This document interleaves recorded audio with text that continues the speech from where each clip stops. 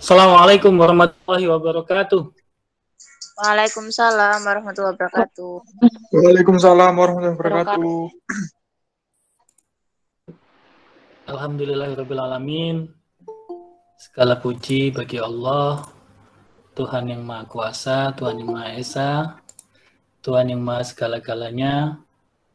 Patutlah kita hari ini tetap harus selalu mengucapkan rasa syukur kita kehadirat Allah Subhanahu wa Ta'ala, karena kita sampai ini kita masih diberikan oleh Allah kesempatan untuk hidup, ya, hidup, memperbaiki diri, beraktivitas, belajar, berkarya demi untuk menciptakan kehidupan kita yang lebih baik. Sobat mahasiswa sekalian, kita sekarang sudah mulai masuk pada pertemuan yang ke-10 untuk mata kuliah Sistem Informasi Manajemen Digital, di mana pada pertemuan yang ke-10 ini ada beberapa hal yang perlu kita tegaskan kembali kaitannya dengan perkuliahan Sistem Informasi Manajemen Digital. Jadi, ruang lingkup pembelajaran kita dalam Sistem Informasi Manajemen Digital ini adalah pada ruang lingkup bidang studi manajemen. Jadi pengembangan yang kita pelajari pada Sistem Informasi Manajemen Digital ini adalah yang terkait dengan ruang lingkup yang ada pada aspek-aspek manajemen, berarti aspek-aspek manajerial. Terkait dengan itu, maka nantinya paradigma ini juga harus disamakan para mahasiswa sekalian ketika memahami aspek sistem informasi manajemen digital. Ini dikaitkan dengan kompetensi Anda di bidang manajemen atau yang berhubungan dengan manajerial. Nah, pada topik kali ini kita bicara tentang Enterprise Resources Planning atau yang dikenal dengan ERP. Jadi kalau kita lihat seakan-akan bahasanya lebih mengarah kepada jurusan sistem informasi ataupun teman-teman yang ada di jurusan ilmu komputer, tapi sebetulnya ERP ini muncul penekanannya ada pada bidang manajemen. Sebagaimana bahasanya berarti Enterprise Resource Planning berarti adalah perencanaan sumber daya perusahaan yang kemudian dijadikan dalam satu format IT Business Solution, ya. Jadi formatnya dalam bentuk IT, dalam bentuk sistem informasi manajemen. Nah, ini hubungannya amat erat sekali dengan apa yang sudah kita pelajari, bahwa di dalam sistem informasi manajemen digital itu kita memerlukan dua perangkat keras dan perangkat lunak. Nah, perangkat keras terkait dengan hardware, perangkat lunak itu terkait dengan software. Nah, ERP sendiri ini bagian dari perangkat lunak komputer. Jadi dia yang nantinya menjalankan fungsi daripada manajemen yang dijalankan sesuai dengan konsep teknologi informasi dan komunikasi berbasis web, berbasis aplikasi, baik itu berbasis aplikasi Android, tapi yang utamanya kalau kita bicara tentang ERP ini lebih ke berbasis web dan jadi para mahasiswa sekalian yang perlu ditekankan di dalam pembelajaran sistem informasi manajemen digital terkait dengan ERP ini adalah bagaimana kita menghadapi tantangan-tantangan yang ada di dalam ERP dan bagaimana kita memanfaatkan keberadaan ERP untuk menunjang fungsi-fungsi manajerial yang ada sehingga kita bisa mengambil keputusan yang tepat pada aspek-aspek keputusan manajerial. Sebagaimana yang sobat mahasiswa ketahui, sekarang lagi ramai dikatakan akan terjadi pegawai negeri atau ASN kiamat, ya, di mana peran ASN ke depan itu akan digantikan oleh fungsi IoT, fungsi robot, dan sekarang sebetulnya ya sudah jelas kalau misalnya pemerintah mau ketat dan mau fair, maka fungsi-fungsi kegiatan yang dulunya itu berbasis orang itu akan digantikan melalui komputer atau berbasis software atau berbasis nantinya ini menggunakan ERP. Jadi ini satu tantangan tersendiri bagi para mahasiswa sekalian. Sehingga para mahasiswa sekalian mulai sekarang juga harus sudah mulai menyiapkan apa langkah-langkah ke depan di dalam mengantisipasi perkembangan kemajuan teknologi informasi dan komunikasi. Baik sobat mahasiswa sekalian, saya akan share materi saya.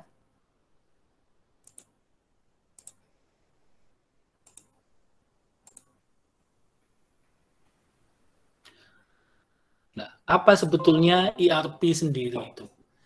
Jadi kalau kita bicara tentang ERP di sini, ERP itu merupakan satu modul berganda yang dimana lahir dari perkembangan perangkat lunak yang ada di dalam industri manufaktur. Jadi sebetulnya pada dasarnya ERP itu merupakan salah satu pengembangan dari aplikasi software sistem informasi akuntansi, di mana pada awalnya sistem informasi akuntansi itu berangkat dari aplikasi sederhana yaitu EOQ atau Economic Order Quantity, kemudian berkembang, ketika itu kemudian berkembang sesuai dengan kebutuhan perusahaan menjadi MRP, yaitu Material Requirement Planning. Kemudian juga akhirnya berkembang lagi menjadi Manufacturing Resource Planning, dan akhirnya kemudian sekarang berkembang menjadi ERP. Ya. Jadi pada dasarnya basicnya adalah memang dari sistem informasi akuntansi untuk menghitung economic order quantity dalam kaitannya dengan pemenuhan bahan baku sehingga tidak terjadi kekosongan di gudang. Kemudian berkembang lagi menjadi material requirement planning, berkembang lagi menjadi manufacturing resource planning, akhirnya kemudian berkembang menjadi ERP. Dan ERP inilah kemudian menjadi satu tonggak sejarah pada revolusi industri dan proses industri, di mana perkembangan software aplikasi ini sudah tidak bisa dipungkiri lagi, adalah merupakan state of the art daripada teknologi adalah aplikasi ERP. Sampai dengan sebelum revolusi industri 4.0, belum ada software aplikasi industri yang melebihi kecanggihan daripada ERP. Jadi ERP ini sudah menyangkut, sekarang ini sudah menyangkut keseluruhan aktivitas organisasi dan bisnis. Jadi hampir perusahaan, makanya kenapa dia hanya dengan beberapa orang saja, itu dia bisa running, menjalankan bisnisnya, menjalankan fungsi-fungsi manajerial yang ada di dalam perusahaan, itu karena dukungan ERP. Jadi ini pun akan berkembang terus karena di dunia informasi sistem atau enterprise system itu juga akan tumbuh berkembang sesuai dengan kebutuhan-kebutuhan yang ada. Jadi sebagai perhatian bahwa perkembangan aplikasi daripada software informasi sistem maupun enterprise system itu titik beratnya adalah pada services yang diberikan kepada proses bisnis yang lebih bersifat otomatis seperti revolusi industri.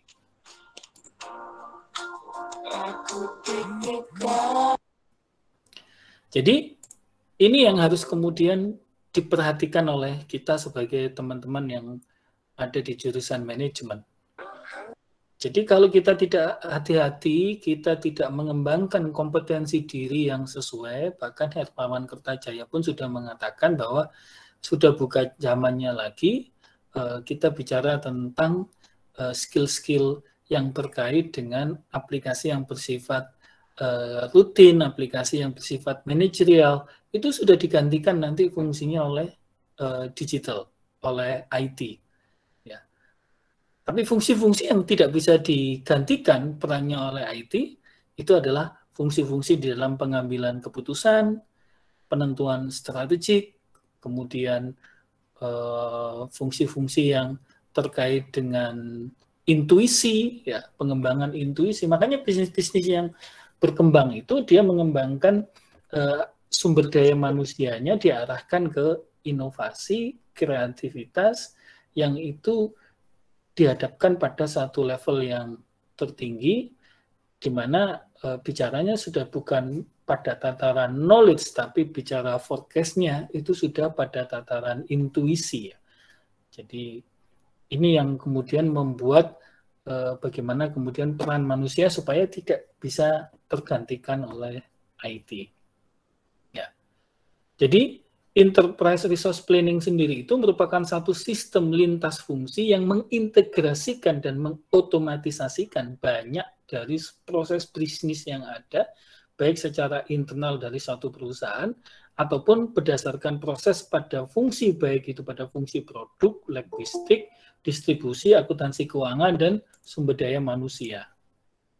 Jadi sudah begitu kompleks ya, sehingga kalau kita bicara tentang ERP itu modul-modulnya sangat kompleks dan itu terintegrasi lintas fungsi dan real time, dan proses-proses bisnis inti mereka itu juga tergabung di dalamnya, sehingga menghubungkan tidak hanya aspek fungsi-fungsi manajemen, tapi juga sumber daya manajemen seperti manusia, metode, bahan baku, keuangan, dan lain-lain. Nah, apa manfaat ERP sendiri? Jadi manfaat ERP itu sendiri adalah yang pertama, itu akan meningkatkan kualitas dan efisiensi ya, pada proses bisnis yang ada, menurunkan biaya, mendukung pengambilan keputusan yang cepat, tepat, dan akurat ya kan. Kemudian membuat perusahaan lebih lincah lagi, lebih fleksibel lagi, dan mampu mensinkronisasikan antara IT system dengan strategik perusahaan atau IT and Business Strategic Alignment. Nah, ini yang fungsi kita sebagai orang manajemen itu ada pada posisi membangun strategik perusahaan yang kemudian disinkronkan dengan sistem IT yang ada. Jadi ini contohnya ketika kita bicara tentang sales office, di sini ada central SAP database dan server, kemudian di sini ada factory terkait dengan bagaimana mengotomatisasikan mulai dari pesanan sampai kepada produksi, kemudian ada warehouse terkait dengan gudang, accounting terkait dengan pelaporan, kemudian headquarter terkait dengan sales, inventory, dan produksi yang data-datanya nanti itu akan bisa menjadi supporting di dalam pengambilan keputusan yang tepat, cepat, dan akurat ya. Nah, kemudian peran kita sebagai orang manajemen itu di mana? Sebetulnya orang manajemen itu perannya di atas. Jadi kalau Anda ingin bertahan dalam era sekarang ini, maka Anda harus menekuni yang namanya business strategic analysis. Maka dari itu, saya sendiri memfokuskan diri pada kompetensi di bidang ini. Makanya S1, S2, S3 saya strategik, associate professor saya juga di bidang strategik dan pengambilan keputusan. Insya Allah kalau ditakdirkan ya ada waktu, insya Allah guru besar saya atau profesor saya juga akan bicara tentang business strategic analysis khususnya di bidang digital. Ya. Jadi ini ruhnya apapun dari satu bisnis proses, itu ruhnya adalah business strategic analysis. Kemudian berdasarkan business strategic analysis itu di requirement allocation-nya. Jadi apa yang dibutuhkan pada strategi bisnis kita untuk mencapai tujuan, visi, misi, tujuan, dan sasaran kita. Kemudian dibuatlah desainnya, dibuatlah konstruksinya. Setelah itu dilakukan testing. Nah, pada pembuatan desain, arsitektur sistem, kemudian konstruksinya, dan lain-lain. Di sini kita akan menggabungkan beberapa aplikasi software yang berkembang. Contohnya misalkan Customer Relationship Management, Enterprise Resource Planning, kemudian Business Process Management, Supply Chain Management yang sudah kita pelajari. Nah, Setelah dilakukan testing, maka kemudian dilakukan pengembangan, deployment, sampai kemudian dilakukan monitoring dan evaluasi supaya semuanya sesuai dengan requirement dan mendukung pencapaian strategik bisnis yang ada yang sudah ditetapkan oleh perusahaan. Jadi sekarang apapun itu, kita tuh harus memahami bagaimana proses bisnis perusahaan dan strategi bisnis dari suatu perusahaan jika kita bekerja di dalam suatu perusahaan supaya peran kita itu tetap digunakan oleh industri. Ya. Apa saja sih sebetulnya modul-modul yang ada di dalam ERP itu banyak ya. Ada finance, ada procurement, ada manufacturing, kemudian ada inventory management, ada order management,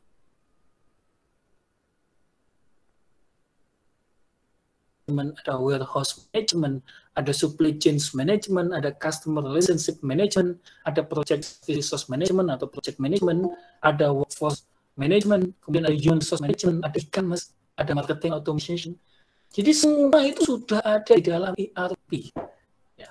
Jadi kalau misalnya kita bicara tentang kompetensi manajerial, ini hampir fungsi kita itu akan diambil alih oleh ERP ini. Sehingga ini bisa meredus sumber daya manusia yang begitu banyak. Jadi yang bersifat rutin, yang bersifat customized, kemudian bersifat pekerjaan-pekerjaan yang sesuai dengan SOP dan sebagainya. Itu justru lebih pasti menggunakan ERP ya, dibandingkan kita menggunakan manusia ya. Akan banyak salahnya. Nah, sekarang aja contoh misalkan pada tahun itu sebetulnya ketika tahun 2004 saya itu pernah melakukan sebuah riset ya di salah satu bank terkemuka. Mereka itu pada saat itu ATM belum masif seperti sekarang. Saya tanya kepada para pengguna ATM, mereka itu lebih suka dilayani ATM atau dilayani orang? Jawabannya semuanya lebih suka dilayani ATM. Lebih suka dilayani mesin. Hanya beberapa persen saja yang menyatakan lebih suka dilayani orang. Itu tahun 2004. Kenapa? Alasannya satu, lebih cepat. Ya kan? Kemudian lebih pasti. Waktunya juga lebih pasti. Prosesnya lebih cepat. Ya. Kemudian prosedurnya juga lebih jelas ya, SOP-nya. Ya, dibandingkan dia dilayani oleh manusia, kadang yang ditinggal lah, yang kemudian diajak ngobrol lah, kan tidak semua orang suka untuk dilakukan. Jadi ini kita kalau nggak hati-hati di dalam mengembangkan kompetensi kita di bidang manajemen, itu kita akan diambil alih oleh ERP ini. Ya. Nah, Pak, ERP itu kan mahal. Kan tidak semua bisnis itu menggunakan ERP. Jangan salah ya. Jadi para pengembang ERP itu sudah memperhitungkan bahwa akan banyak orang yang tidak bisa menggunakan ERP karena terkendala biaya, khususnya perusahaan-perusahaan yang kecil. Sehingga pengembang ERP itu kemudian memunculkan yang namanya free open source ERP. Di mana biaya lisensinya gratis ya. Jadi ini juga sebagai solusi bagi para usaha kecil atau industri kecil yang kemudian dia memiliki finansial terbatas. Apa tak mungkin dia menggunakan ERP? Sangat mungkin, ya kan? Jadi sampai pada industri kecil pun, usaha kecil pun itu nanti sudah berbasis padat karya, bukan padat orang ya. Jadi sudah menggunakan IT, teknologi IT. Nah, ini kita mau kerja di mana kalau kita hanya mengandalkan pada aspek-aspek kemampuan manajerial saja. Ya, kalau kita tidak mengembangkan kemampuan kita dari sisi intuisi, ya, makanya juga sekarang kita kalau bicara seseorang itu dalam perkembangan dunia digital ini lebih baik memilih multi talent atau fokus pada satu talent tertentu atau spesialisasi. Maka jawabannya back to basic. kembali, kita harus fokus pada talent kita. Karena dengan talent kita yang begitu kuat, maka kita akan bisa membangun yang namanya intuisi. Ya.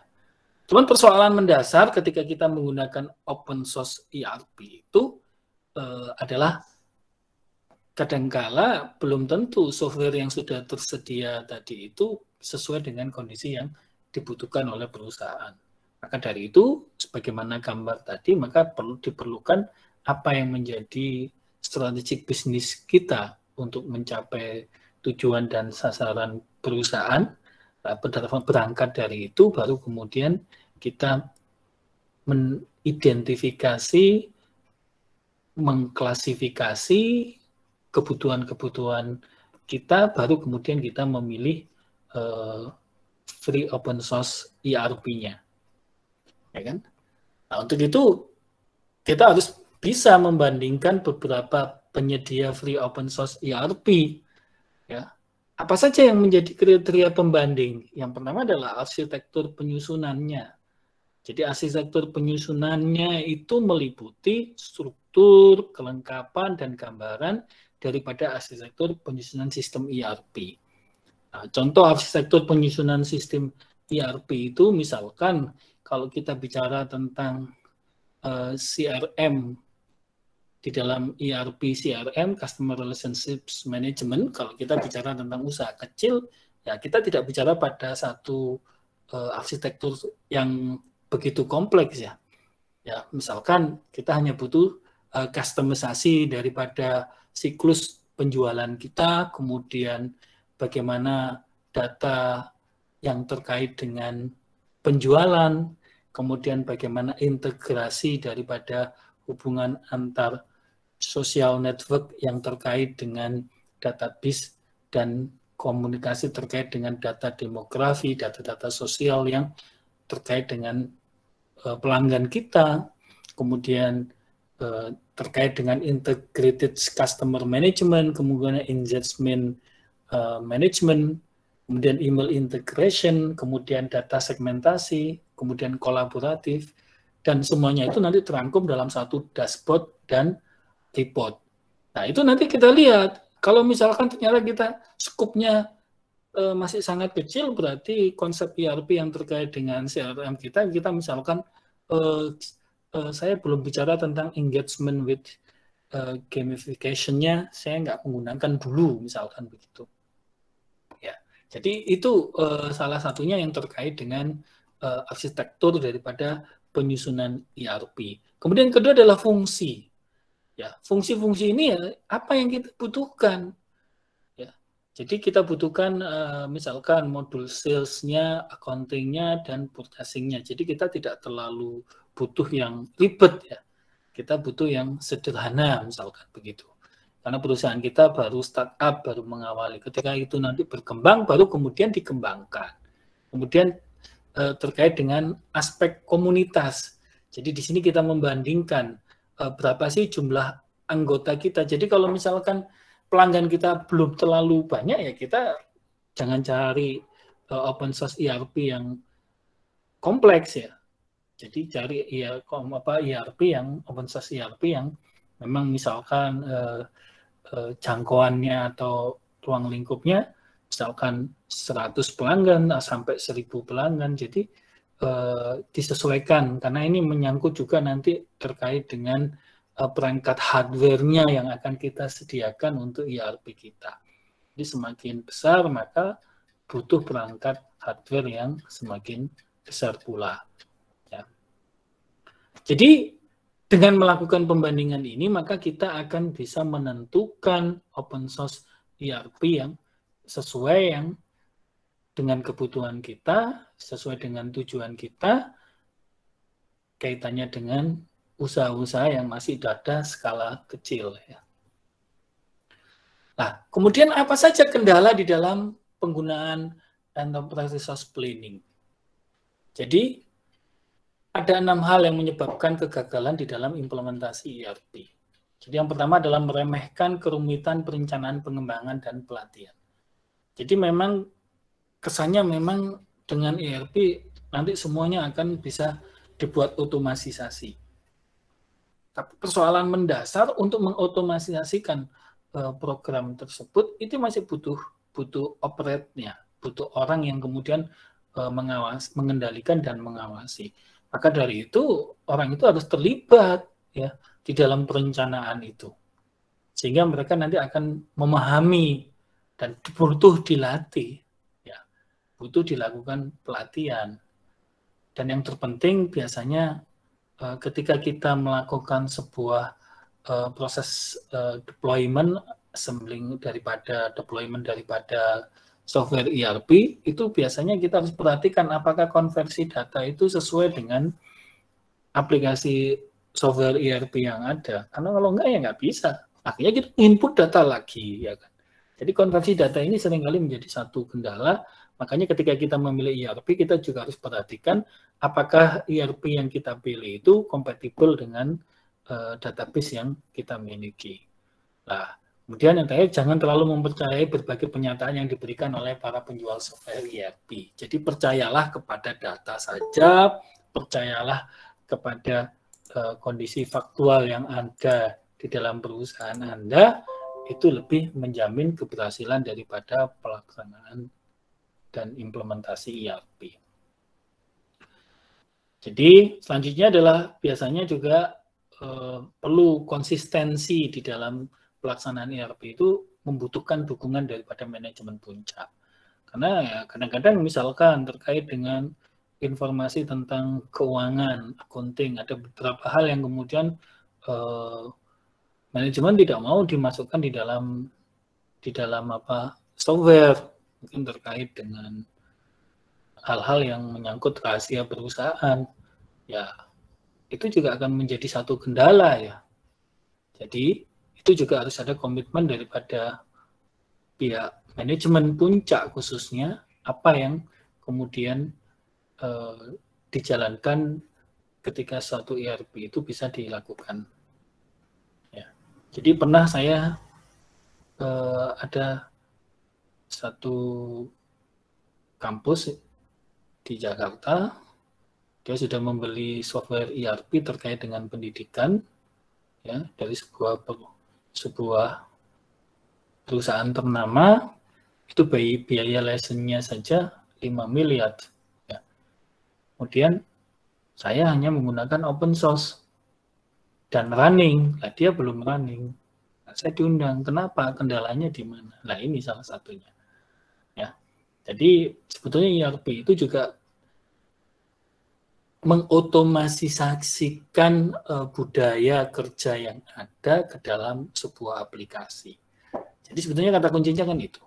Nah, ketika budaya kerja itu tidak tune in dengan, ketika aplikasi itu tidak tune in dengan budaya kerja yang ada, maka ya aplikasi itu akan ditinggalkan, tidak akan digunakan.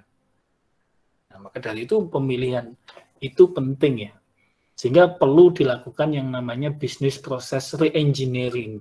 Jadi di sini kita atau perusahaan itu harus melakukan rekayasa dengan adanya ERP yang ada, baik aplikasi softwarenya maupun usernya. Nah ini harus dilakukan pendidikan yang kuat, sekaligus juga memilih perangkat lunak dan perangkat keras yang tepat ya. Karena kalau misalkan ruang lingkupnya daripada ERP itu terlalu besar, ada part-part yang tidak dibutuhkan, ya akhirnya ERP-nya juga tidak bisa berjalan dengan maksimal ya. Jadi ini penting juga. Nah, pendidikan pelatihan karyawan, kemudian juga dukungan vendor sangat penting. Jadi keberadaan, kalau kita misalnya beli dari vendor, maka kita harus pastikan ada dukungan dari vendor untuk memberikan asistensi, memberikan konsultasi pada deployment maupun implementasi daripada aplikasi ERP-nya. Jadi, untuk mengantisipasi kegagalan dalam penggunaan ERP juga, perusahaan membutuhkan tindakan yang lebih konkret dan jelas. Sebagai contoh, misalkan teori dalam perhitungan biaya dengan menggunakan activity-based costing. Maka untuk berhasil diterapkan dalam perusahaan, maka lebih tepat menggunakan activity based management untuk software ERP-nya, ya kan? Jadi ini penting. Nah, contoh juga kalau kita misalkan di dalam software ERP itu ada dukungan pengambilan keputusan strategiknya, salah satunya menggunakan balance scorecard, ya kan? Kalau menggunakan balance scorecard berarti juga enterprise resource planning management ini merupakan salah satu konsep ERP yang lebih tepat, ya.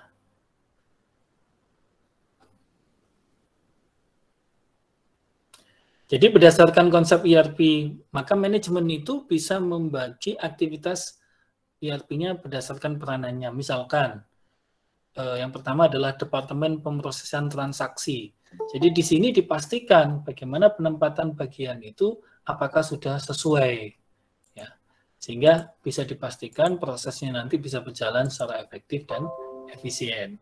Kemudian Departemen Analisis Perusahaan, pada bagian ini dilakukan riset atau penelitian dan pengembangan untuk seluruh departemen yang ada, sehingga nanti ketika ada satu kendala di dalam implementasi itu bisa langsung ditemukan apa penyebabnya dan langsung ditemukan solusinya. Kemudian selanjutnya adalah Departemen Gudang Data, di mana di sini fungsinya adalah untuk mengklasifikasikan data, monitoring penyimpanan data, dan pengontrolan aktivitas data. Supaya nanti ketika data itu ditarik untuk pengambilan keputusan-keputusan manajerial itu bisa cepat, ya. Karena seringkali kalau data pengelolaan gudang datanya tidak bagus, ketika ditarik dia menjadi error, ya. Kemudian Departemen Database Administrator. Jadi di sini ada database administrator yang melakukan pengontrolan bukan hanya terkait dengan database, tapi juga mengawasi. Jadi mengawasi siapa yang berhak memperoleh data tersebut, ya. Kemudian juga mengawasi jalannya sistem ERP supaya sesuai dengan perencanaan yang telah dibuat. Nah, di dalam ERP itu kaitannya dengan UMKM tadi, apa ERP yang tepat untuk UMKM, ya, misalkan begitu, ya.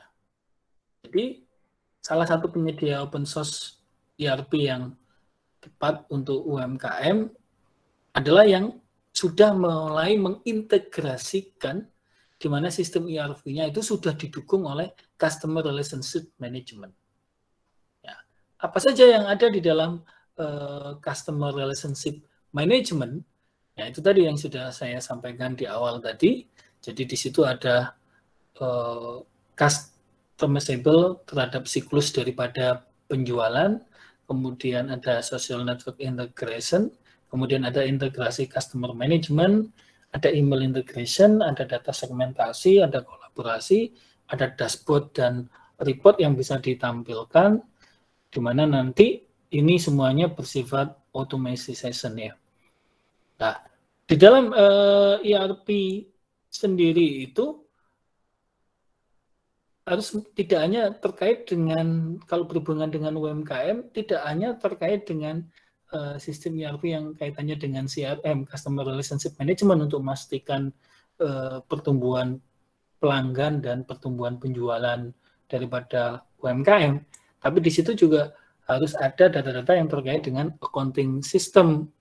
Jadi misalkan controlling dan budget management, kemudian cash and assets management, kemudian financial forecasting-nya, kemudian ada compliance management-nya, ada bank rekonsiliasinya, kemudian ada online invoice dan expenses-nya, ada multi-currency accounting-nya, ada cost center, ada KPI-nya, Key Performance Indicator keberhasilan dari masing-masing aktivitas yang dikaitkan dengan budget, ya, dengan biaya.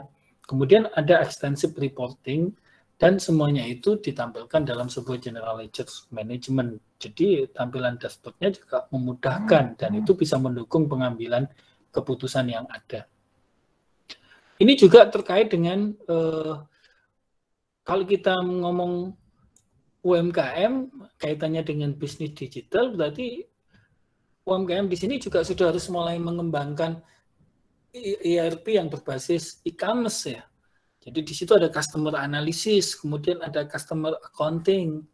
Jadi ada customer account-nya, account customer-nya, kemudian ada e-katalognya, ada SEO management-nya, ada content management-nya, kemudian ada supporting terhadap variasi metode pembayarannya, kemudian ada analisis daripada Google ya, jadi kemudian ada integrasi inventory management, kemudian ada invoicing and accounting, kemudian ada full features terhadap aplikasi e-commerce-nya. Jadi paling tidak ketika kita bicara tentang ERP di UMKM, di dalamnya harus mengandung ERP e-commerce, kemudian ERP accounting, dan ERP customer relationship management. Ya. Jadi ini yang bisa saya jelaskan para mahasiswa sekalian terhadap pertemuan ke-10 dengan topik ERP. Barangkali ada sesuatu yang bisa didiskusikan, saya persilakan. Monggo. Silakan kalau ada yang mau didiskusikan. Pak, saya itu izin. Ya, silakan Mbak Foni. Izin mau memberitahu Pak. Ya, silakan. Ini untuk mahasiswa yang namanya Salahuddin, Kusnul, sama Diki, izin untuk tidak bisa hadir karena kerja masuk sore Pak.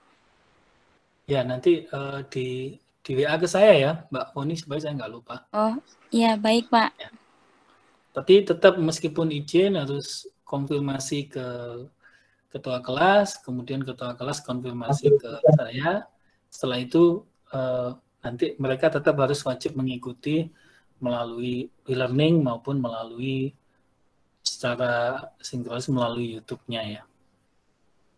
Baik Pak. Ada pertanyaan terkait dengan topik dan materi? Silakan. Saya Pak mau bertanya. Ya, silakan Mbak Foni. Berarti setiap perusahaan yang mau mulai bisnis itu wajib ya Pak menggunakan softwarenya ERP. Kalau enggak pakai itu kan bisa jadi kayak pengolahan datanya itu tidak teratur. Apa benar-benar wajib, apa ada yang enggak pakai ya Pak? Ya sebetulnya wajib dan tidak itu tergantung. Ya, kalau kita menghendaki efisiensi supaya tidak terlalu banyak orang, supaya reportingnya juga real time system, pengambilan keputusan bisa diambil dengan cepat, ya kita bisa menggunakan ERP. Tapi kendalanya kalau misalkan proses bisnisnya masih sangat sederhana, kadang-kadang juga implementasi ERP-nya menjadi kurang maksimal ya. Jadi menurut saya ya bertahap, tapi tetap kita mulai mempersiapkan model ERP apa yang akan kita gunakan. Toh sekarang open source cukup banyak gitu loh terhadap ERP. Ya, yang menyediakan jasa ERP open source cukup banyak. Cuman ya persoalannya kan tidak semua kita bisa memahami modul ERP yang disediakan oleh open source free open source tersebut. Ya, sehingga kita butuh pembelajaran. Kita orang manajemen memahaminya dari mana? Yaitu tadi supaya kita tidak salah memilih ERP yang kita gunakan, maka kita harus memahami strategik bisnis kita.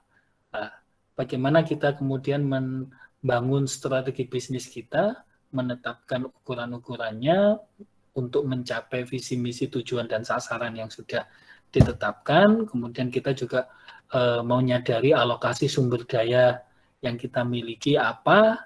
Nah, baru kemudian setelah itu kita bisa menurunkan strategik bisnis pada implementasi strateginya nanti seperti apa, lah baru setelah itu kita tentukan software ERP-nya.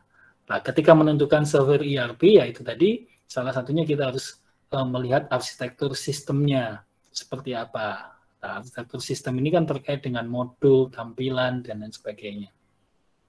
Kemudian juga terkait dengan cakupan, ya cakupannya seperti apa tadi sudah dijelaskan. Kemudian juga terkait dengan modul-modul yang disediakan di dalam fungsi yang ada. Karena kalau terlalu banyak fungsinya, kemudian beberapa fungsi tidak kita gunakan dan memang belum kita gunakan, karena di proses bisnis, strategi bisnis kita tidak menggunakan itu, lah itu akan menjadi tidak maksimal. Makanya harus disesuaikan. Jadi itu ya Mbak Foni. Jadi tidak selamanya, misalnya kita warung kopi, ya berapa omsetnya. Kalau omsetnya masih kecil, mungkin kita hanya perlu yang CRM yang sederhana, misalkan data sales, data kemudian fungsi-fungsi yang lain belum kita perlukan ya. Kita cari aplikasi yang sederhana. Justru kalau semakin kecil, semakin sederhana aplikasinya, itu open source-nya banyak ya yang menyediakan itu. Memang platformnya para pengembang itu menginginkan tren ke depan industri itu semuanya menggunakan ERP. Makanya dia juga melakukan namanya edukasi pelanggan. Kalau di dalam strategik itu pada orientasi pasar, ketika kita ada di dalam satu bisnis ya, kemudian bisnis kita ini untuk membangun supaya customer itu ada orientasi pasarnya, maka ada perlu yang namanya edukasi pelanggan. Makanya pengembang-pengembang ERP itu supaya nanti dia para pengusaha atau usaha kecil, kemudian dia nanti merangkak menjadi menengah sampai menjadi usaha besar, itu menggunakan ERP, dia melakukan edukasi dengan memberikan free open source tadi untuk aplikasi-aplikasi yang terbatas. Sehingga nanti ketika dia berkembang, maka dia akan bisa menggunakan aplikasi yang berbayar dan akan memilih, karena dia sudah dari awal terikat dengan satu pengembang software ERP tersebut, ya dia akan memilih software ERP tersebut untuk menjadi konsultannya. Jadi memang larinya ke sana. Maka dari itu ketika Anda nanti bisnis di bidang IT Business Solution, saya kan juga pernah beberapa ikut teman-teman yang mengembangkan aplikasi software ERP, biasanya memang mereka menanyakan kepada saya terkait dengan bagaimana strategik penjualannya, supaya nantinya ERP ini bisa running dengan baik. Ya salah satunya itu tadi, kita tidak mengecas pada biaya yang besar, tapi kemudian kita kembangkan berdasarkan apple to apple, berdasarkan aktivitas yang telah digunakan oleh usaha kecil atau menengah atau klien kita. Ya, sehingga nantinya ketika dia running bisnisnya, maka automatically kita akan bisa mendapatkan keuntungan sebagai penyedia jasa layanan IT solution ERP-nya. Jadi begitu ya Mbak Foni. Bagus iya pertanyaannya. Pak, terima kasih atas jawabannya Pak. Ya, ada pertanyaan yang lain? Nah, pertanyaan Mbak Foni tadi ini juga bisa sebagai keywords untuk menjawab tugas yang ada di pertemuan ke-10 ini. Ini ketua kelas yang bijaksana. Silakan Mas Erik Ilyasa, mungkin ada pertanyaan. Kalau tidak ada pertanyaan, hari ini yang kuliah ada 32 orang ya, Pak Foni. Nanti ada yang keluar masuk yang izin, tolong disampaikan ke saya oleh ketua kelas, sehingga saya nanti bisa memasukkan pada presensi kehadiran dengan catatan yaitu tadi tetap mengikuti melalui e-learning-nya dan melalui YouTube-nya. Silakan kameranya dihidupin, kalau memang tidak ada pertanyaan saya akan melakukan presensi.